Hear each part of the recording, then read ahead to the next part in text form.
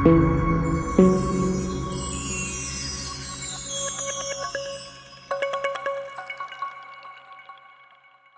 वैष्णवों को दीपक त्रिवेदी का जय श्री कृष्ण। माघ मास में शुक्ल पक्ष में पड़ने वाली एकादशी, जो जया एकादशी के नाम से हम जानते हैं, उस एकादशी का इतना बड़ा मातम है कि जो भी कोई उस एकादशी को करता है वो कभी नीच योनि में कभी उसका जन्म नहीं होता और कभी मृत्यु के बाद भी उसे स्वर्ग का द्वार मिलता है। जया एकादशी का वो अर्थ है कि जो भी कोई सच्चे भाव से अपने मन से भगवान विष्णु की पूजा करके जया एकादशी करता है, उसके सभी पाप तो धुल जाते हैं, अंतकाल में स्वर्ग में उसको वास मिलता है। जया एकादशी की एक कथा भी है जो मैं आपको सुनाता हूँ। एक बार राजा युधिष्ठिर ने भगवान कृष्ण से पूछा था कि हे प्रभु, ऐसा क्या व्रत करने से नीच ज्ञाति में जन्म नहीं होता और नीच योनि में जन्म नहीं होता। तो भगवान बोलते हैं कि मैं आपको एक कथा सुनाता हूँ। एक बार स्वर्ग में राजा इंद्र एक बड़ी सभा लेकर बैठे थे। उस सभा में 50 लाख अप्सराएं थे जो नृत्य गान करती थी। उस वक्त राजा इंद्र सभी नृत्य और गान का आनंद लेते थे। तब वहां पे एक पुष्पवती नाम की अप्सरा थी, जो एक गाने वाले गंधर्व जिसका नाम था माल्यवान, उस माल्यवान के साथ नृत्य करके करते उसकी आंख मिल गई और ऐसा नृत्य करने लगी कि माल्यवान उसके सामने आकर्षित हो। ये बात राजा इंद्र को पता चल गई और राजा इंद्र ने कहा कि हे दुष्ट पुष्पवान, और आप दोनों जो भी यहाँ पे गान कर रहे हैं, नृत्य कर रहे हैं, लेकिन आपस में आपका भाव है वो आकर्षित कर रहे हैं, वो सभा में बैठे सभी लोगों को मालूम पड़ता है। इसलिए आपने भरी सभा में कृत्य अच्छा नहीं किया। आप पृथ्वी पर जाके पिशाच योनि भुगत कर आइए। आपने ऐसा वर्तन किया है, इसलिए आपको मैं श्राप देता हूँ। इंद्रदेव का श्राप के कारण दोनों पुष्पवती और माल्यवान पृथ्वी पे जहाँ हिमालय होता है वहां पे जाते हैं और प्रेत योनि भुगतने लगते हैं। हिमालय में बहुत ठंडी होती है, वहां पे कुछ खाना पीना मिलता नहीं। दोनों ऐसी यातना भुगत रहे हैं। थोड़े दिन में वो दोनों पुष्पवती और माल्यवान एक गुफा में रहते थे। वहां पे एक दिन अजा एकादशी का व्रत था। दोनों ने कुछ खाना नहीं खाया था। इतनी ठंडी लग रही थी तो उसने सोचा कि जब भी मुसीबत आती है तब हम भगवान का नाम लेते हैं। उन दोनों ने परम कृपालु परमेश्वर विष्णु परमात्मा का मनोमन स्मरण करने लगे और उस दिन अजा एकादशी थी। पूरी रात भगवान का स्मरण करते करते उसने जागरण किया। उसके फलस्वरूप सुबह होते ही एक दिव्य पुष्प विमान आया और दोनों पिशाच योनि में से मुक्त हुए और स्वर्ग में वो पुष्पक विमान लेकर उसको चला गया। राजा इंद्र ने भी देखा कि पुष्पवती और माल्यवान दोनों दिव्य स्वरूप में आ गए हैं। उसने पूछा कि आप लोग अपना इस श्राप की पीड़ा इतनी जल्दी खत्म करके कैसे आ गए। दोनों ने बताया कि हम लोगों ने तो भगवान विष्णु की अजा एकादशी की थी, उसके लिए ही हमें पिशाच योनि में मुक्ति मिल गई और वापस हम स्वर्ग में आ गए। इंद्रदेव भी प्रसन्न हो गए और पुष्पमाला और पुष्पवती और माल्यवान को इंद्र स्थान में स्वर्ग में बड़ा स्थान दिया और दोनों का स्वर्ग में वास हो गया।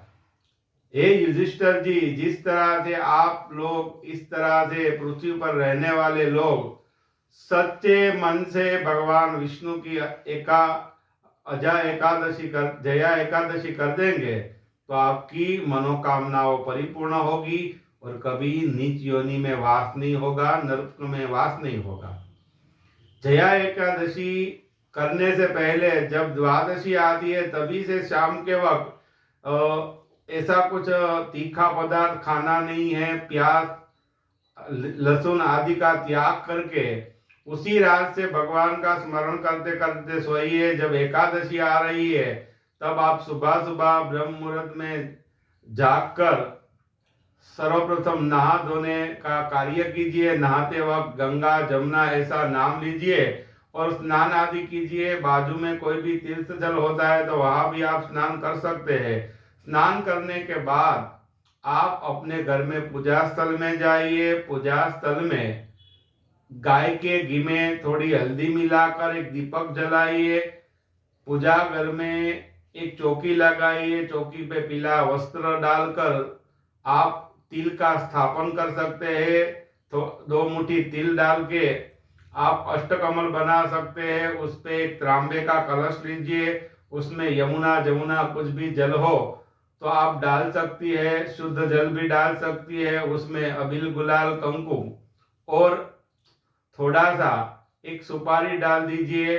फिर बाद में आप पंच पल्लव लगा सकती है, श्रीफल लगा सकती है और पीले पुष्प की माला चढ़ाकर लक्ष्मी नारायण की प्रतिमा रखिए। और दूसरी बात है कि सर्वप्रथम को आपको गणपति की मूर्त बिठानी है। गणपति का जाप करके कुछ ना आता हो तो गम गणपते नमः ऐसा बोल के बाद में आप लक्ष्मी नारायण की उपासना कर सकती है। उस दिन आप नारायण कवच कर सकती है। विष्णु जी के सहस्त्र नामों का पाठ कर सकते हैं। श्री सूक्त का पाठ कर सकते हैं और भगवान विष्णु का छोटा सा मंत्र ओम नमो भगवते वासुदेवाय नमः ऐसा जब भी आप कर सकते हैं। ओम विष्णवे नमः ऐसा भी कर सकते हैं। आपको जो मंत्र आते हो। एक दूसरा मंत्र है नारायणाय विद्महे वासुदेवाय धीमहि तन्नो विष्णु प्रचोदयात्। विष्णु गायत्री भी आप कर सकते हैं।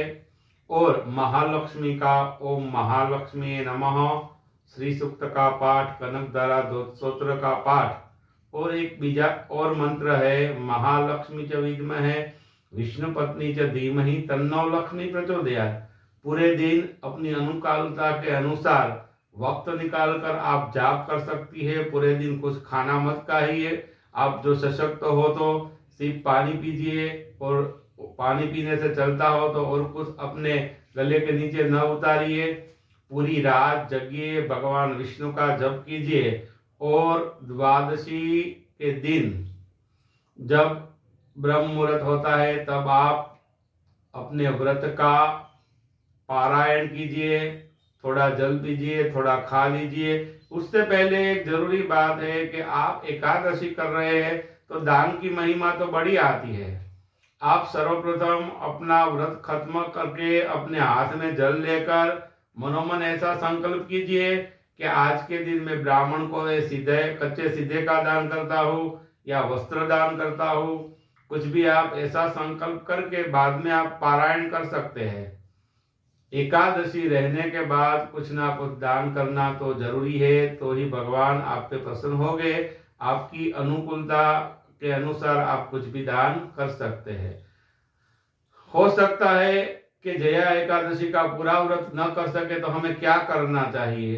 भले ही आप 3 टाइम खाना खाइए लेकिन उस दिन सुबह सुबह विष्णु सहस्त्र का पाठ कीजिए और भगवान विष्णु का जप कीजिए और शाम के वक्त तुलसी को दीपक जलाकर आप श्री हरि विष्णु का ओम नमो भगवते वासुदेवाय का जाप करके उसकी प्रदक्षिणा भी कर सकती है। आपका जो मनोकामना हो वो आप तुलसी जी को कह सकती है कि हे तुलसी जी, आज जया एकादशी है, मैंने दीपक जलाया है, आपके पास विष्णु पूजा कर रही हूँ, उसका जप कर रही हूँ, उसका नाम ले रहा हूँ, तो आप मेरे घर में खुशियाँ लाइए, मेरे संतानों की विद्याभ्यास में ज़्यादा प्रगति हो, हमारे घर में जो भी बुरी कोई भी चीज़ हो, जो नेगेटिव ऊर्जा हो, उसको आप निकाल दीजिए, हमारे घर पे आने वाली मुसीबतों को टाल दीजिए और हमेशा के लिए मेरा परिवार खुशियों से रहे और हमारे घर में पूजा पाठ हो,